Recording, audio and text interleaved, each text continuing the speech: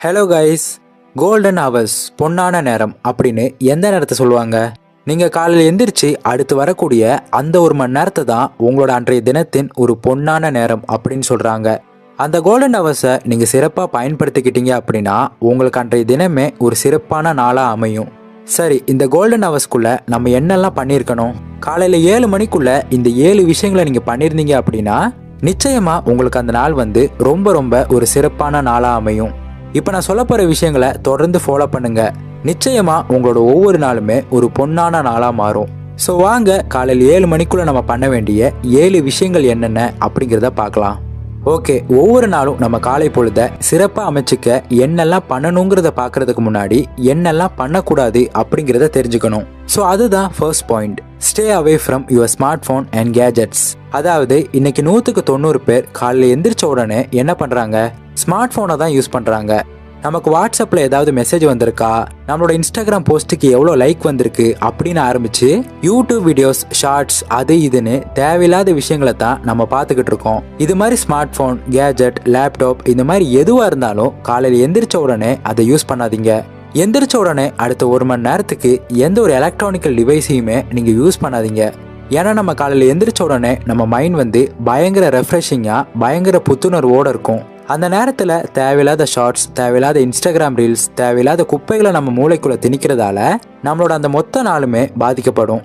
அதனால நம்ம எந்திரிச்ச உடனே அடுத்த 45லேருந்து 60 நிமிஷத்துக்கு நீங்கள் எந்த ஒரு மொபைலையும் எந்த ஒரு எலக்ட்ரானிக்கல் டிவைஸையும் யூஸ் பண்ணாதீங்க. இதை கேட்டதும் என்ன சொல்கிறீங்க? நான் எந்திரிக்கிறதுக்கு அலாரம் வைக்கிறது என் ஸ்மார்ட் ஃபோனில் தானே அப்படின்னு நீங்கள் கேட்கலாம். அதுக்கு என்ன பண்ணலாம்? செல்ஃபோனில் அலாரம் வைக்காதீங்க. அலாரம் அடிக்கிற மாதிரி ஒரு சின்ன கிளாக்கை வாங்கி வச்சுக்கோங்க. உங்களோட செல்ஃபோனை நீங்கள் படுக்கக்கூடிய ரூமில் வைக்கவே கூடாதுன்னு சொல்கிறாங்க. ஒருவேளை நீங்கள் அப்படி பண்ணலான்னா கூட பரவாயில்ல. காலையில் எந்திரிச்சதுலேருந்து 45லேருந்து 60 நிமிஷமாவது உங்கள் மொபைலை யூஸ் பண்ணாமல் இருங்க. அதுவே போதுமானது.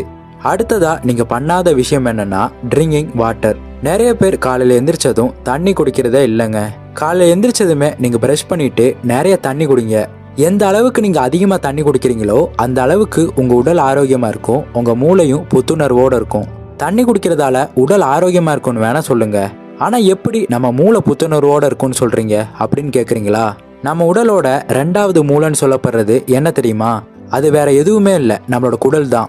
ஆமாம், நம்மளோட குடல் தான் 2வது மூளை அப்படின்னு சொல்லப்படுது. ஸோ நம்ம தண்ணி குடிக்கிறதால நம்மளோட குடல் சுத்தமாகும். நம்மளோட குடல் ஆக்டிவாக இருந்துச்சு அப்படின்னா நம்மளோட மூளையும் இன்னும் சிறப்பாக இயங்கும். நம்மளோட குடலுக்கும் மூளைக்கும் ஒரு ரகசிய தொடர்பு இருக்குது. அதனால காலையில் குறைஞ்சது ஒரு 1/2 லிட்டர் தண்ணியாவது குடிங்க. நான் சொன்னது ஒரு சின்ன பெனிஃபிட் மட்டும்தான். காலையில் எந்திரிச்சு தண்ணி குடிக்கிறதால என்னென்ன பெனிஃபிட்ஸ் எல்லாம் இருக்குன்னு நெட்டில் போய் தேடி பாருங்க. நீங்கள் பிரமிச்சு போயிடுவீங்க. அவ்வளோ பெனிஃபிட்ஸ், அவ்வளோ நன்மைகள் இருக்குது. அதனால இனிமேல் காலையில் எந்திரிச்சதும் ப்ரஷ் பண்ண பிறகு டீ காஃபியை குடிக்கிறதுக்கு முன்னாடி ஒரு 1/2 லிட்டர் தண்ணியை குடிச்சு பழகுங்க. அது உங்களுக்கு ஒரு மிகப்பெரிய ஆரோக்கியத்தை கொடுக்கும், உங்கள் மூளைக்கு ஒரு புத்துணர்ச்சியை கொடுக்கும். அடுத்ததா 3வது ஒர்க் அவுட் 20 மினிட்ஸ். தினமும் காலையில் ஒரு 20 நிமிஷமாவது கண்டிப்பாக நீங்கள் உடற்பயிற்சி பண்ணியாகணும். எனக்கு தெரிஞ்ச சில பேர் ஒரு நாளைக்கு மட்டுமே 2 மணி நேரம் ஒர்க் அவுட் பண்ணுறாங்க. இன்னொரு சில பேர் காலையில் எந்திரிச்சதும் 2 மணி நேரமாவது சைக்கிளிங் பண்ணுறாங்க. இன்னும் சில பேர் 2 மணி நேரம் ரன்னிங் போகிறாங்க. ஸோ நீங்கள் இந்த மாதிரி 2 மணி நேரம்லாம் உங்கள் எக்ஸசைஸ்க்காக செலவழிக்க வேணாம். அட்லீஸ்ட் ஒரு 20 நிமிஷமாவது உங்கள் உடற்பயிற்சிக்காக செலவு பண்ணுங்க. ஒரு நாளைக்கு ஒரு 20 நிமிஷம் கூட உங்களோட உடல் ஆரோக்கியத்துக்காக உங்களால் செலவழிக்க முடியாதா? ஒரு நாளைக்கு ஒரு 20 நிமிஷம் கூட செலவழிக்க முடியாத ஒரு வாழ்க்கை முறையை நீங்கள் வாழ்ந்துக்கிட்டு இருக்கீங்க அப்படின்னா அதை விட ஒரு மோசமான வாழ்க்கை வேற எதுவுமே கிடையாது. ஸோ நாளையிலிருந்து இல்லை இன்னையிலிருந்து ஒரு நாளைக்கு 20 நிமிஷமாவது நீங்கள் உடற்பயிற்சி செஞ்சே ஆகணும். அதுவும் நீங்கள் வெளியே போய் இந்த மாதிரி ரன்னிங், சைக்கிளிங், ஜிம் எக்ஸசைஸ் கூட பண்ண வேணாம். உங்கள் வீட்டிலேயே ஸ்கிப்பிங் பண்ணுங்க. இல்லை உங்கள் வீட்டில் இருந்துக்கிட்டு ஏதாவது சிம்பிளான எக்ஸசைஸ் பண்ணுங்க. இல்லை உங்கள் வீட்டில் சில யோகாசனங்களை பண்ணுங்க. ரொம்ப எளிமையான யோகாசனங்கள் எவ்வளவோ இருக்குது. அது எல்லாமே உங்களுக்கு மிகப்பெரிய பலன்களை கொடுக்கும். இப்போ நான் காமிக்கிறேன்ல, இதுதான் சேர் பொசிஷனில் இருக்கக்கூடிய யோகாசனம். இதோட பேர் உட்கட்டாசனா. இந்த ஆசனத்தை நீங்கள் டெய்லி ஒரு 5 நிமிஷமாவது பண்ணீங்க அப்படின்னா ஒரு நாளைக்கு நீங்கள் 5 கிலோமீட்டருக்கு ஓடுனதுக்கு சமம். இதை தொடர்ந்து நம்மளால 5 நிமிஷத்துக்கு பண்ண முடியாது. ஃபர்ஸ்ட் 1 நிமிஷம் பண்ணுங்க, அப்புறம் ரெஸ்ட் எடுங்க. அதுக்கப்புறம் 1 நிமிஷம் பண்ணுங்க, ரெஸ்ட் எடுங்க. இப்படியே ஒரு 5 தடவை ஒரு 5 நிமிஷத்துக்கு பண்ணீங்க அப்படின்னா நீங்கள் 5 கிலோமீட்டர் ஓடுனதுக்கு சமம். உங்கள் கை கால் தசையெல்லாம் வலுவாக இருக்கும். அதை நீங்களே உணர்வீங்க. இந்த மாதிரியான எளிமையான யோகாசனங்கள் மூலமாக நீங்கள் மிகப்பெரிய பலன்கள் அடையலாம். அதனால இந்த மாதிரி எளிமையான யோகாசனங்கள் பண்ணுங்க. சிம்பிளான எக்ஸசைஸ் பண்ணுங்க.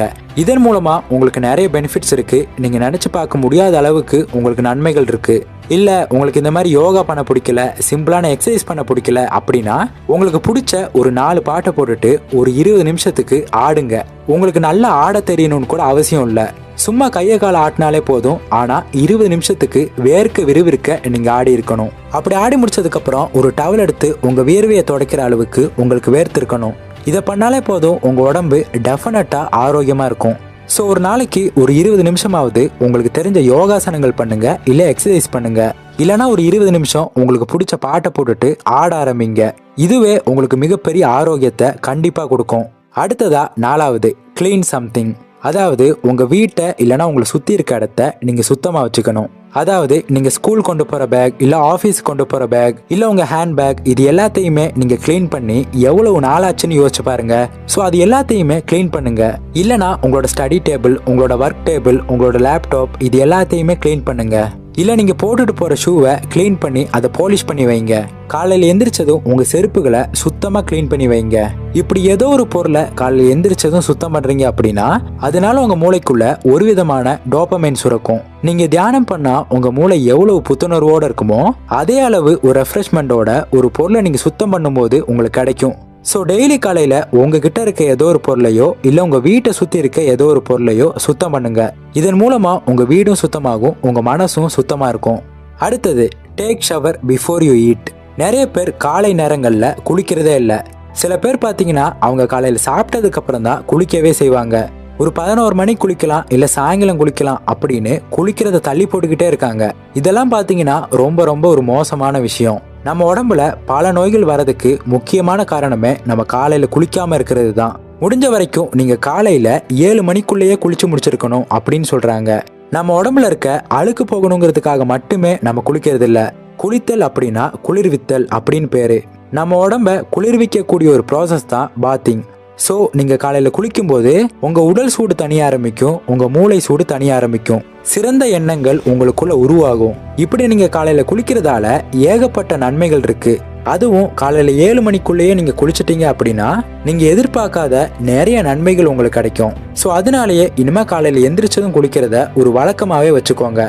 அடுத்த பாயிண்ட், ரீட் சம்திங். காலையில எந்திரிச்சதும் ஒரு 20 நிமிஷமாவது ஏதாவது படிக்கிறதுக்காக நேரம் ஒதுக்குங்க. அதுக்காக நான் காலையில் நியூஸ் பேப்பர் படிப்பேன் அப்படின்னு சொல்லாதீங்க. இந்த மாதிரி நியூஸ் பேப்பர், வார இதழ்கள், மாத இதழ்கள் இதெல்லாம் படிக்கிறதுக்காக உங்க காலை நேரத்தை ஒதுக்காதீங்க. காலையில ஒரு நல்ல புத்தகத்துல இருந்து ஒரு 3 பக்கமாவது நீங்க படிச்சிருக்கணும். அது ஒரு கதையா இருக்கலாம், நாவலா இருக்கலாம், இல்ல ஒரு பணம் சம்பந்தப்பட்ட புத்தகம், உடல் ஆரோக்கிய சம்பந்தப்பட்ட புத்தகம், வரலாறு சம்பந்தப்பட்ட புத்தகம். இந்த மாதிரி உங்களுக்கு பிடிச்ச ஜானர்ல ஏதாவது ஒரு புத்தகத்தை வாங்கி உங்க வீட்டுல வச்சுக்கோங்க. அந்த புத்தகத்துல இருந்து டெய்லி ஒரு 3 பக்கமாவது படிக்க ஆரம்பிங்க. யோசிச்சு பாருங்க, நீங்க ஒரு நாளைக்கு 3 பக்கம் படிக்கிறீங்க அப்படின்னா 30 நாள்லயே உங்களுக்கு 90 பக்கங்களை படிச்சு முடிக்க முடியும். அதாவது 100 பக்கம் இருக்க ஒரு புத்தகத்தை முழுமையா உங்களால படிச்சு முடிச்சிருக்க முடியும். அப்ப யோசிச்சு பாருங்க, ஒரு 12 மாசம் இதையே நீங்க தொடர்ந்து ஃபாலோ பண்றீங்கன்னா ஒரு வருஷத்துல 100 பக்கம் உள்ள ஒரு புத்தகம்னா 12 புத்தகத்தை நீங்க முடிச்சிருப்பீங்க. ஸோ ஒரு நாளைக்கு ஒரு அரை மணி நேரம் மட்டும் ஸ்பெண்ட் பண்ணி ஜஸ்ட் ஒரு 3 பக்கம் மட்டும் படிக்கிறதால உங்களுக்கு எவ்வளோ நன்மைகள் இருக்குன்னு பார்த்தீங்களா? ஸோ தயவு செஞ்சு ஒரு நல்ல புத்தகங்களை உங்கள் வீட்டில் வாங்கி வச்சுக்கோங்க. தினமும் காலையில் ஒரு 3 பக்கங்கள் மட்டும் அந்த புத்தகத்திலேருந்து படிங்க. கண்டிப்பாக இது உங்களுக்குள்ள ஒரு மிகப்பெரிய மாற்றத்தை ஏற்படுத்தும். அடுத்ததா, பிளான் த டே. காலையில் 7 மணிக்குள்ள இன்னைக்கு நாளில் என்னெல்லாம் பண்ண போறீங்க அப்படிங்கிற ஒரு கிளியரான டு டூ லிஸ்ட் உங்ககிட்ட இருக்கணும். ஒரு கிளியரான பிளான் உங்ககிட்ட இருக்கணும். காலையில் 9 மணிலேருந்து 5 மணி வரைக்கும் ஆஃபீஸில் இருப்பேன், அப்புறம் வீட்டுக்கு வருவேன், அப்படியே டிவி பார்ப்பேன், அப்புறம் சாப்பிட்டு தூங்கிடுவேன். இந்த மாதிரி பொதுவாக நீங்கள் இருக்கக்கூடாது. அடுத்த ஒவ்வொரு மணி நேரமும் நம்ம என்ன பண்ண போகிறோம், நம்ம ஆஃபீஸில் நம்ம என்ன பண்ண போகிறோம், நம்ம வீட்டில் நம்ம என்ன பண்ண போகிறோம் அப்படின்னு ஒரு கிளியரான பிளானோட ஒவ்வொரு மணி நேரத்தையும் நீங்கள் ஸ்பெண்ட் பண்ணணும். இந்த மாதிரி காலையில் 7 மணிலேருந்து நைட் தூங்க போகிற வரைக்கும் அடுத்த ஒவ்வொரு மணி நேரத்துக்கும் நீங்கள் என்னென்ன பண்ண போகிறீங்கிற ஒரு பிளான் உங்ககிட்ட இருக்கணும். இந்த மாதிரி ஒரு பிளான் உங்ககிட்ட இருந்துச்சுன்னா கண்டிப்பாக அந்த நாளை இன்னும் சிறப்பான ஒரு நாளாக உங்களால் பயன்படுத்திக்க முடியும். ஸோ அவ்வளோதான். இந்த 7 விஷயங்களையும் நீங்கள் தினமும் காலையில் 7 மணிக்குள்ளேயே பண்ணி முடிக்கணும். ஓகே, இது வரைக்கும் பார்த்ததை ஒரு தடவை கூட ஷார்ட் அண்ட் ஸ்வீட்டாக பார்த்துடலாம். Number 1, stay away from your smart phone and gadgets. காலையில் எந்திரிச்சதுலேருந்து ஒரு 45லேருந்து 60 நிமிஷமாவது உங்கள் செல்ஃபோனை யூஸ் பண்ணாதீங்க. Number 2, drink water. அப்படி எந்திரிச்ச உடனே ஒரு 1/2 லிட்டர் தண்ணியாவது நீங்கள் குடிச்சிருக்கணும். Number 3, work out 20 minutes. ஒரு 20 நிமிஷமாவது சிறந்த யோகாசனம் இல்லை ஏதாவது எளிய உடற்பயிற்சிகளை நீங்கள் செஞ்சுருக்கணும். Number 4, clean something. உங்கள் வீட்டில் இருக்கக்கூடிய ஏதாவது ஒரு இடத்தையோ இல்லை ஏதாவது ஒரு பொருளையோ நீங்கள் சுத்தம் பண்ணியிருக்கணும். Number 5, take shower before you eat. காலையில் எந்திரிச்சு 7 மணிக்குள்ளேயே நீங்கள் குளிச்சு முடிச்சிருக்கணும். Number 6, read something. ஒவ்வொரு நாளும் காலையில் 7 மணிக்குள்ளேயே ஒரு 3 பக்கமாவது ஒரு புத்தகத்தில் படிச்சிருக்கணும். நம்பர் 7, பிளான் த டே. அன்றைய நாளில் அந்த 7 மணிலேருந்து நைட் தூங்க போகிற வரைக்கும் என்னெல்லாம் பண்ண போகிறீங்க அப்படிங்கிற தெளிவான பிளான் உங்ககிட்ட இருக்கணும்.